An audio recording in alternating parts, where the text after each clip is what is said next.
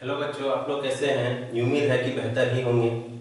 तो आज का टॉपिक है क्लास 10 का अ, त्रिकोणमिति, ट्रिग्नोमेट्री। तो मैथ एक ऐसा सब्जेक्ट है जिसमें हम लोग अच्छा से अच्छा मार्क्स उठा सकते हैं दूसरे सब्जेक्ट के तुलना में। त्रिकोणमिति एक ऐसा टॉपिक है जिसका यूज 9 में, 10 में, 11 में, 12 में, आगे चल करके ग्रेजुएशन में मतलब आपका पीछा कभी छोड़ने वाला नहीं है।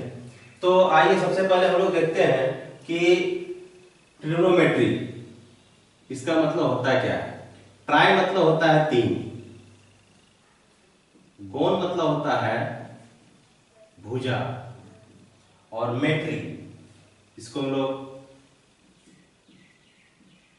इसका अर्थ होता है माप।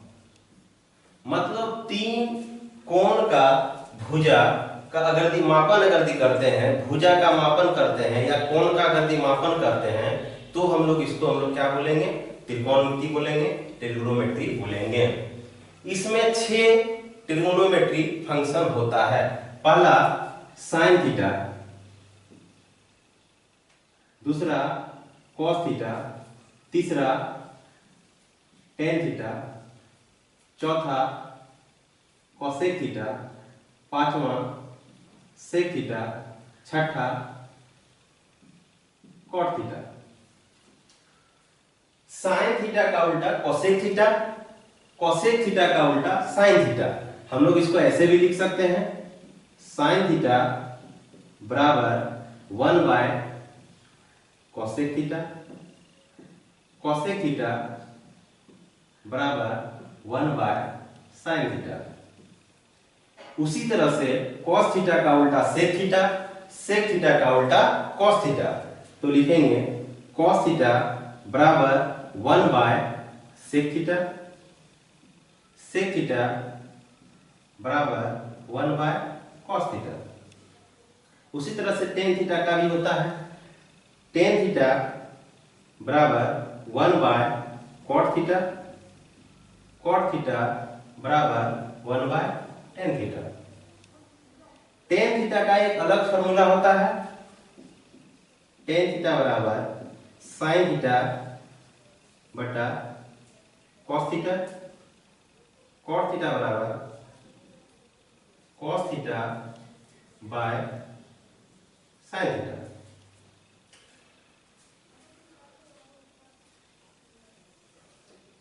एक बात आपको हमेशा याद रखना है कि त्रिकोणमिति में समकोण त्रिभुज का ही प्रयोग होता है और दूसरा त्रिभुज का प्रयोग नहीं होता है। तो आइए सबसे पहले हम लोग जानते हैं कि समकोण त्रिभुज किसको कहते हैं। तो समकोण त्रिभुज वैसा त्रिभुज, वैसा त्रिभुज जिसका जिसका एक कोण 90 डिग्री का हो, उसे समकोण त्रिभुज कहते हैं। वैसा त्रिभुज जिसका एक कोण 90 डिग्री का हो उसे समकोण त्रिभुज कहते हैं। जैसे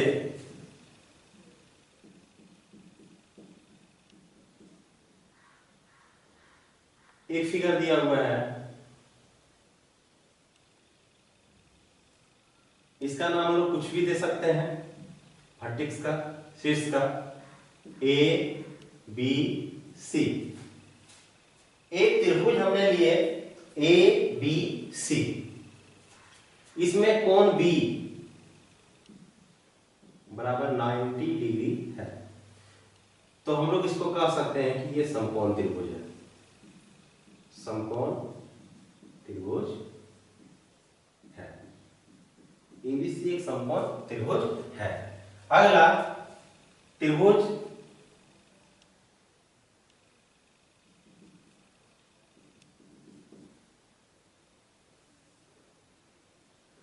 थोड़ा सा उल्टा करके भी दे सकता है, P Q R, P Q R. अब इसमें हम लोग देखेंगे कि इसमें कोण क्यू जो है, कोण क्यू 90 डिग्री, तो इसको भी हम लोग बोलेंगे पी क्यू आर एक समकोण त्रिभुज है, समकोण त्रिभुज, ये दोनों त्रिभुज समकोण है। अगला है न्यून कोण, न्यून कोण,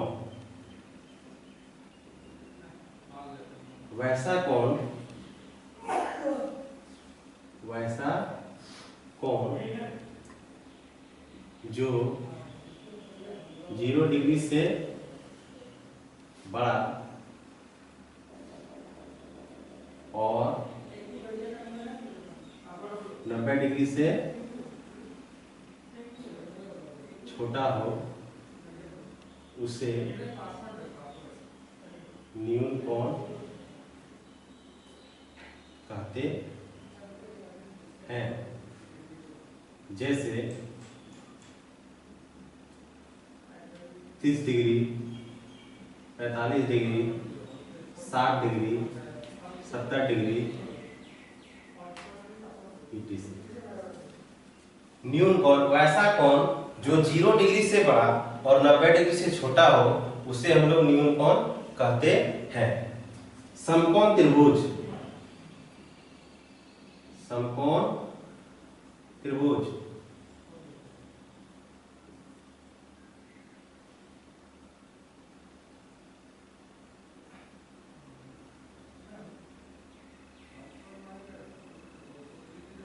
या एक समकोण त्रिभुज है जिसमें हम लोग कह सकते हैं कि ये A है, ये B है, ये C है, ये कोण B बराबर 90 डिग्री, कोण B का मान 90 डिग्री है।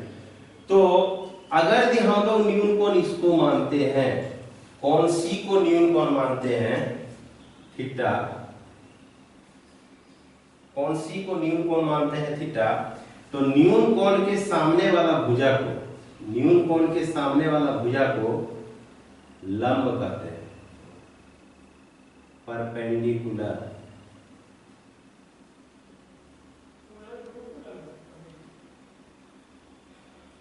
नब्बे डिग्री के सामने वाला भुजा को कर्ण कहते हैं, कर्ण, हाइपोटेनियस।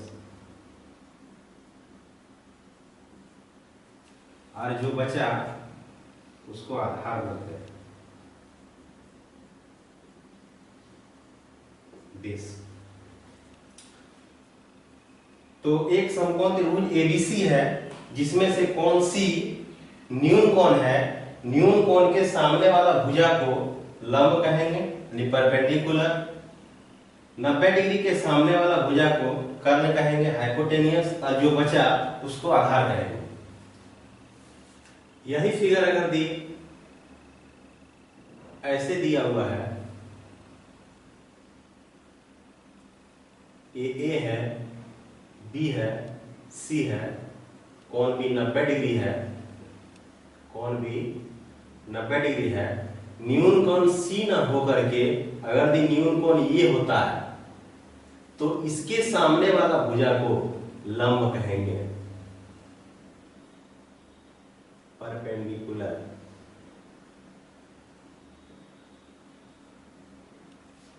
नब्बे डिग्री के सामने वाला भुजा को कर्ण कहेंगे, हाइपोटेनियस, और जो बचा उसको आधार कहेंगे, बेस। तो हम लोगों तो देखे क्या कि अगर दी न्यून कोण बदलता है, यहां पर न्यून कोण था तो न्यून कोण के सामने वाला भुजा को लंब कहेंगे, 90 डिग्री के सामने वाला भुजा को कर्ण कहेंगे, और जो बचा उसको आधार कहेंगे। लेकिन इसमें क्या था, न्यून कोण जैसे ही चेंज हुआ, C से A जैसे ही गया, तो क्या हो जाएगा कि न्यून कोण के सामने वाला भुजा को हम लोग लंब कहेंगे, 90 डिग्री के सामने वाला भुजा को कर्ण कहेंगे, और जो बच गया उसको आधार कहेंगे। कहने का मतलब हो गया कि अगर दी 90 डिग्री के सामने वाला भुजा को कर्ण कहेंगे तो जैसे कर्ण यहाँ पर है उसी तरह से यहाँ पर भी होगा। लेकिन न्यून कोण बदलने के साथ साथ और लंब और आधार आपस में क्या हो जाता है, बदल जाता है।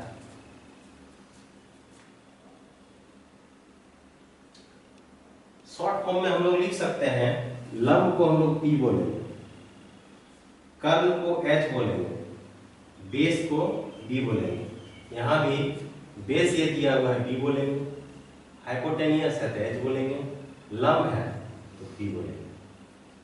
पाइथागोरस प्रमेय से, पाइथागोरस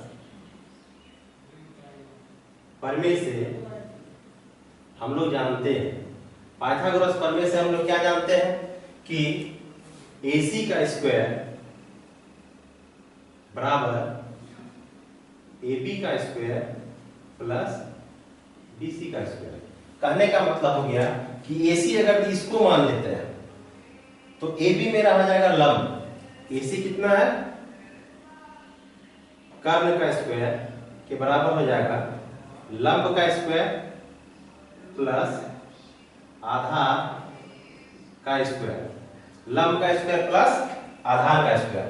कर्ण कितना दिया हुआ है, H स्क्वायर बराबर P square plus B square. ये फॉर्मूला आ गया।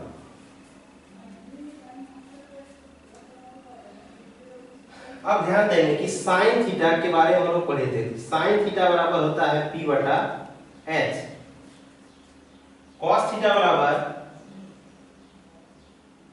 B बटा H और टेन थीटा बराबर